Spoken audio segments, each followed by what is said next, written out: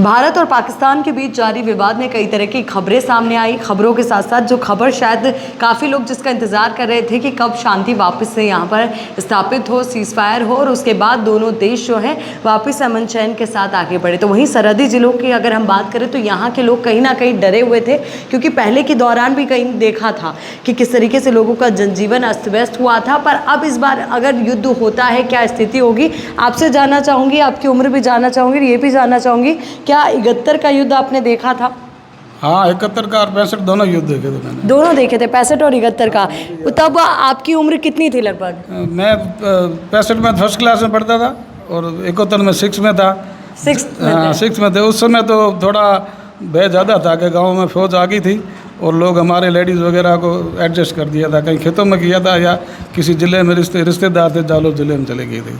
कुछ उस टाइम आपने देखा, या जैसे अभी तो सायरन बजते हैं, व्हाट्सएप पे मैसेज आ जाते हैं, तब तो फ़ोन भी इतने नहीं होते थे, तो कैसे आप लोग को पता चलता था कि भाई अब अलर्ट हो गया है, हमें छुपना है या कुछ? उस समय तो कोई अलर्ट वलर्ट नहीं था। आर्मी यहाँ जमी हुई थी और लोकल आदमियों को 303 बंदूकें थी उस समय। और हमारे के जो जवान थे और जो इसके चलाने के लायक थे उनको इशू कर दिया था पंचायत से कि आप भी लड़ने को तैयार हो। 10-15 बंदूकें 303 दे रखी थी 71 में। तो अच्छा, तो उस दौरान मतलब आम लोग भी ऐसे थे जो सेना की तरह लड़ते? सेना की तरह लड़ते थे।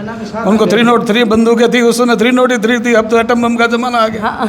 अब तो क्या पता कि किसके यहाँ डालेंगे, हमारे गरीबों को क्या लूटेंगे, किसी शहर पर डालेंगे तो डालेंगे। हम तो बेफिक्र है अभी तो। अच्छा, अभी कोई टेंशन नहीं है? कोई टेंशन नहीं, किसी दे देगा। कल जब सीज फायर का ऐलान किया गया कि अब दोनों देश में से कोई भी पहले हमला नहीं करेगा, इस तरीके की घोषणा हुई, तो कितना सुख आप लोग को मिला या क्या कितनी शांति उस वक्त मिली? शांति तो शांति थी, बाकी तो सबक सिखाना था। जो उग्रवाद थे उनको मिटाना जरूरी था।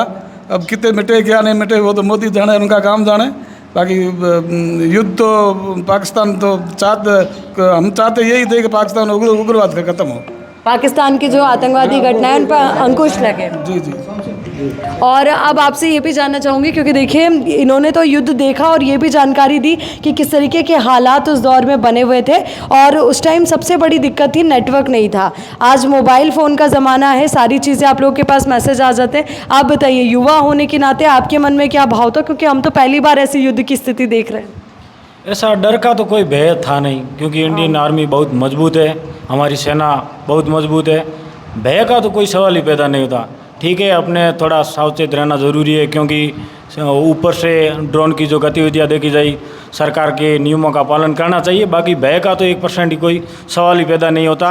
अगर सरकार ऐलान करे और आर्मी हमें कहे कि लड़ना है, तो उस पार दिन उगते ही दूसरे स्थान पर पहुँच जाएंगी हमारी युवा।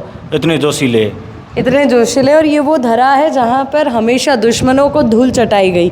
तो ऐसे में आप लोग का क्या मनोबल था और क्या डर का माहौल था? क्या ड्रोन्स वगैरह आप लोगों ने देखे? हाँ, हमने ड्रोन्स भी देखे उड़ते हुए, और डरे तो कोई लोग नहीं, क्योंकि हमारी सेना बहुत मजबूत है और हमारे पास में जो हथियार है वो भी बहुत ही सही है। पाकिस्तान का एक भी हथियार नीचे यहाँ गिरने नहीं दिया, बहुत मजबूत है। और हमारे लोग भी बहुत मजबूत इसे लड़ने के लिए भी तैयार थे, और आगे भी कभी कुछ होगा तो वो उनके साथ देने के लिए तैयार है।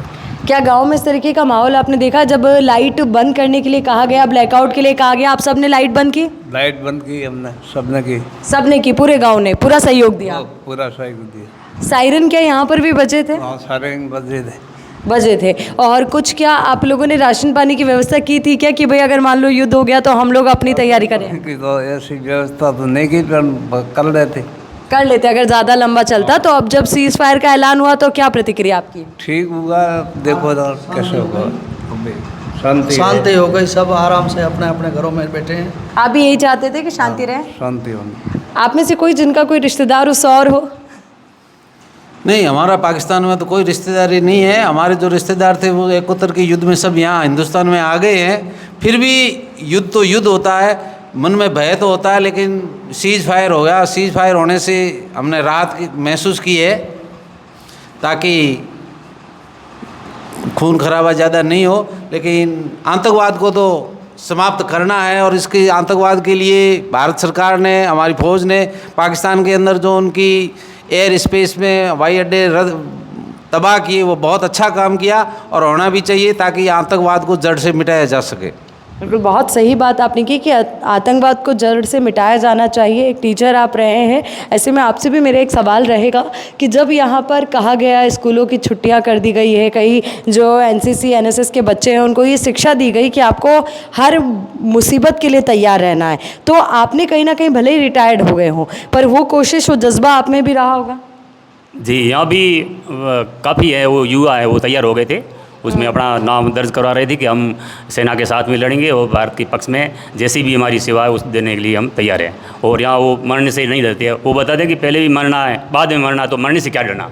वो कभी हिचक नहीं रखते हैं और निडर होकर के सेना का और सरकार का साथ देने के लिए यहाँ के युवा तैयार है। घर में भी बहुत सारी महिलाएं होंगी, तो उनकी क्या प्रतिक्रिया रही?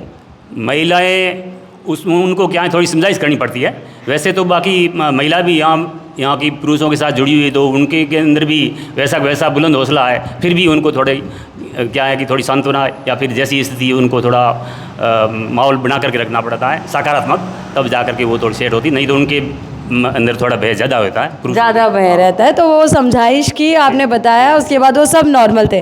आपके घर में किस तरीके का माहौल था जब पहली बार सुना कि हाँ युद्ध जैसी स्थिति हो सकती है, लड़ाई झगड़ा हो सकता है दोनों देशों में, और ये कोई छोटा मोटा लड़ाई झगड़ा नहीं बल्कि युद्ध, और आप तो सरहदी ज़िले में हैं?